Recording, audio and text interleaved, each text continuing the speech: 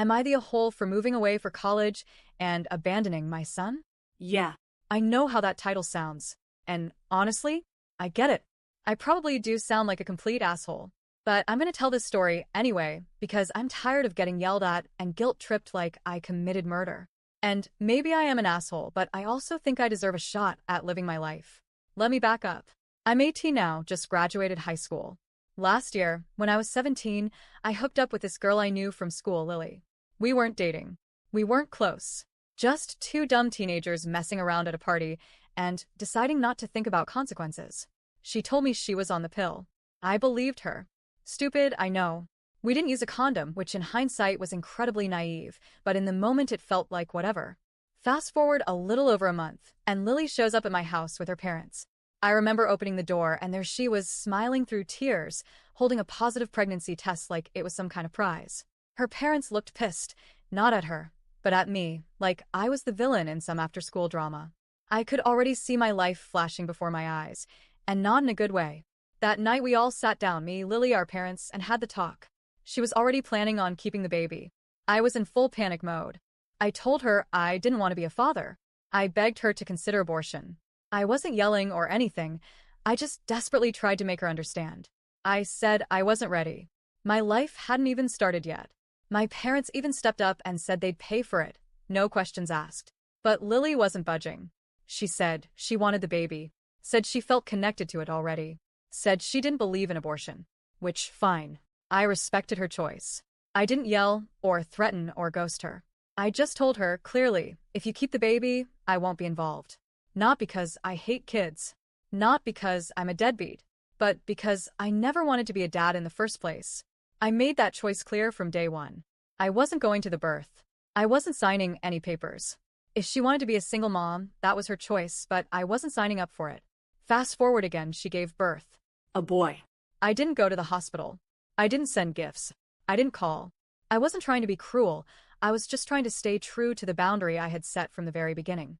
That didn't stop Lily from blowing up my phone, asking for money, asking if I could come over to just hold him for a few hours, asking if I could babysit so she could sleep or run errands. I said no. Every time. I didn't respond with cruelty, but I stood firm. I said, I told you I didn't want to be a parent. And yeah, I've heard all the rebuttals. But you had sex, so you took the risk. She didn't get pregnant by herself. You made the baby, whether you wanted to or not. All of that is true. But I also tried to find a solution when we found out. I offered what I thought was a compromise. I was willing to help pay for an abortion. That offer got shot down, and now I'm being dragged through the mud for not stepping into a role I never agreed to. I didn't meet the baby, my son, supposedly, until just over a week ago. Lily had been begging for a visit. I caved. He's the baby. I felt nothing. Maybe that makes me cold, but there was no magical moment, no spark of fatherly instinct. Just a stranger looking back at me with my nose and maybe my ears. Now here's where things went from awkward to nuclear. I got accepted into a really good out-of-state college, far from our little dead-end town. I'm proud of myself. I worked hard, got scholarships, busted my ass through high school even while all this drama was going on. I want to be something. I want to build a life that's mine. And college is the first real shot I have at doing that. To prep for the move, I decided to host a garage sale and get rid of my old stuff. I made a post about it on social media, not thinking twice. I guess someone still following me was friends with Lily because she showed up with the baby. She walked right into the garage sale, yelling at me in front of everyone, screaming that I was a coward, that I was abandoning my child, that I was a disgusting excuse for a man. I tried to calmly explain, again, that I made it clear from the beginning that I didn't want to be a dad, that I was moving for school and to build a life, that I didn't owe her or the baby anything. She didn't care. She was crying, angry, saying I was turning my back on my family.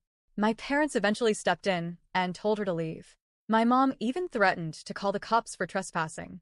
You'd think that'd be the end of it, right? Nope. Now my parents, my own parents, are pressuring me to be a man and at least try to build a relationship with Lily and the baby when I'm home on breaks. They said I should be grateful the child's even in my life, that it's my only biological child, and that I owe it to myself to be involved. I think they're projecting because my older sister is child-free and lesbian, and now they think this baby is their only shot at grandparent glory. Even random people I haven't spoken to in years have started messaging me, telling me I'm heartless, telling me I'll regret this one day, that it's just a baby, and I need to step up. They don't care that I never signed the birth certificate. They don't care that I never agreed to this life. All they see is a baby and a boy who doesn't want to be a man. But no one seems to care about what I want, about how terrified I am that if I stay in this town, I'll get sucked into a life I never wanted, that I'll become someone I resent, that I'll grow up bitter and trapped, that I'll give up my one shot at a future because of a moment of teenage carelessness and someone else's choice. And look, I get it. I'm the asshole here. I had sex without a condom. I believed someone who said they were on the pill. I made choices, and now someone else is living with the consequences. And maybe it is selfish to move away and wash my hands of it all. Maybe it is cruel to not want anything to do with this child. Maybe it is heartless to say, not my kid, not my problem. But I never agreed to this. I never wanted this. I tried to find another way. And now I'm the villain in everyone's story. So yeah, maybe I am the a-hole. But I'm still leaving. Because if I don't live for myself, no one else will.